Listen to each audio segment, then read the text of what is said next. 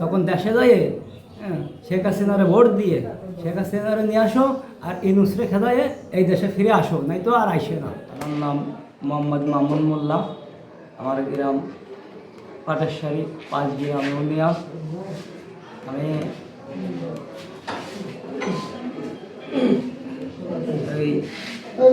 ওই সুলতানপুর বর্ডারতে গেছিলাম, যাইয়ে 14 বছর থাকি আইছি।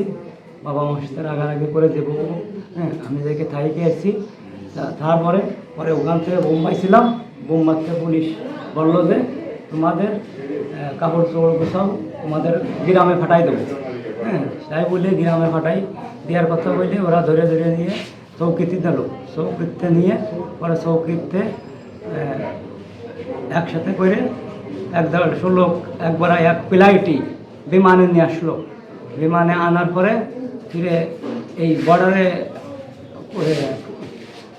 বিডিআর চৌকিতে আনলো। বিডিআর চৌকিতে আনার পরে বিডিআর চৌকিতে 3জন করে লোক ছাড়িয়েছে। আমাদের 3 জনের কথা বলতে পারে, আমাদের 3 জনের ছাড়িয়েছে এই বর্ডার দিয়ে। যখন ছাড়িয়েছে তখন এতক্ষণে পানি ছিল, ওই পানির ভিতরে বলতেছে এই পানির ভিতরে সিধা চলে যাও, আর যদি না যাস তাহলে বললাম ফিসের দিকে ফিরলি ট্রান্সফার করে দেবো। এই বললে আমরা আর ফিসের দিকে ফিরি না, আমরা আস্তে আস্তে চলে আসি। এসে ওখানে 2টা ছেলে দেখেছি, বলছি ভাই আমরা তো এরকম এখানে আইসি, এটা কোন দেশ? তো ওনারা বলতেছে কি ভাই এ তো গ্রামের নাম বললো। আমি তো এখনো মনে নেই আমার গ্রামের নাম, এখনও জানতে পারি আমি কোন জায়গায় আসছি।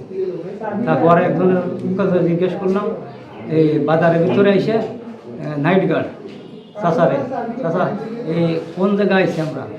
চাষা বললো যে এই জায়গায় আইসি। চাষারে বলছি তাহলে এখন এখান থেকে কোন বেলে যাবো? একাই যায়, তারপরে বাড়ি যেতে আমার যাত্রী অবস্থা কেন কালিয়া থানা লড়াই বাড়ি কলারোয়া থানা 8 নম্বর কালকাতা ইউনিয়ন 7 গ্রাম। আমি মনে করেন আমাদের সাইডটা বর্ডার একদম নৈদিক, অমনি মনে করেন বিলাকে যাওয়া আসা করি, মতলব বিগার পাসপোর্ট বিষয়। তো আমি এবার 8 বছর হচ্ছে গিয়েছি, তা আর আসি নাই। মনে করেন আমার ওই নৈদিকে চৌকি বর্তমান মহারাষ্ট্রে একটা মিশন চলছে, মহারাষ্ট্রের পুলিশ কমিশনারের। ওই এরাই বিগার পাসপোর্ট বিষয় এবং বাংলাদেশটা যারা কাগজপাতি বানিয়েছে তাদের কারণ রাখবে না, যেহেতু ওখানে হিন্দুত্ববাদী সরকার চলছে, বুঝতেছেন? আমরা মুসলমান হিন্দু গেলে কোনো সমস্যা নেই, যেটা সত্যি আপনার সাথে সেইটাই বললাম। হিন্দুর জন্য কোনো সমস্যা নেই, মতো মুসলমান হিন্দুত্ববাদী সরকার চলছে, তো ওখানে প্রবলেম চলছে। আর এর ভিতরে বাইরের ক্যান্ট্রির মানুষ রাখতে চাচ্ছে না, তাই তারা বৈধ বিষয় যাক আর অবৈধ বিষয়, মতো বিষয় তো অলরেডি বন্ধ, ভারত বাংলাদেশের বিষয় বন্ধ, তো আপনারা জানেন। তাই আমাদের মানে ভদ্র ভাষায় যে তোমাদের থাকা যাবে না, তারপর খুব ধরি মনে করেন বিমানে করি মতলব ভারতের বিসেফ গার্ডের ক্যান্টনমেন্টে নিয়েছে, কি বলে কুচবিহারের ক্যান্টনমেন্টে নিয়েছে, ওখান থেকে বিসেফ গার্ড দিয়ে আমাদের রাত্রিতে 4টের দিকে পার করতেছে। আমরা কাজ করতাম, বিভিন্ন কাজ করতাম, মিস্ত্রি কাজ, জুগাড়ি কাজ, কখনো ভাঙ্গারের কাজ, কখনো কালারের কাজ, যখন যেরকম কাজ মিলত তখন সেরকম কাজ করতাম। আপনাকে পুলিশ ধরার সময় কি বলছে আপনাদের? পুলিশ ধরার সময় ওই কথাই বললো যে আসলে বাইরের ক্যান্ট্রির মানুষ আপাতত রাখা যাবে না, যেহেতু পাসপোর্ট ভিসা বন্ধ। এতদিন তাদের চাপ ছিল না, তারা রেখে। আসলে এই ঘটনাটা হচ্ছে আজকে রাত 4টের দিকে আর কি। আমরা 4টের দিকে আমার গ্রাম পুলিশ মোবাইলগুলো যে এইরকম 3টে লোক দৈখর আশেপাশে ঘুরে ফিরে করতেছে। গ্রাম পুলিশকে তখন আমি অর্ডার দিলাম যে লোকগুলোকে যাচাই করে আপনি আটক করেন। তারপর গ্রাম পুলিশ আমাদের লোকগুলোকে যাচাই করে দেখে দেয়, তাদেরকে ভারত থেকে পাঠায় দেওয়া হয়েছে। তা আমি তাদেরকে বললাম যে তোমার তাইলে আমাদের ইউনিয়ন পরিষদে নিয়ে যান। ইউনিয়ন পরিষদে নিয়ে যাওয়ার পর আমি তো ঘুম থেকে ওঠার পর পরবর্তীতে আমাদের বিজিবি কমান্ডার, ক্যাম্প কমান্ডারকে বলি, উনি তাৎক্ষণিকভাবে উনি এসে আমি যাওয়ার পর জিজ্ঞাসাবাদ করা হয়। তাদের বাড়ি আসলে বাংলাদেশ সাতক্ষীরা হলো 2 জন, আর একজন হল নড়াইল। এবং পরবর্তীতে এখানে বিজিবির মাধ্যমে সহযোগিতায় আর কি আমরা তারপরে তাদেরকে হাতিবান্ধা থানায় প্রেরণ করি।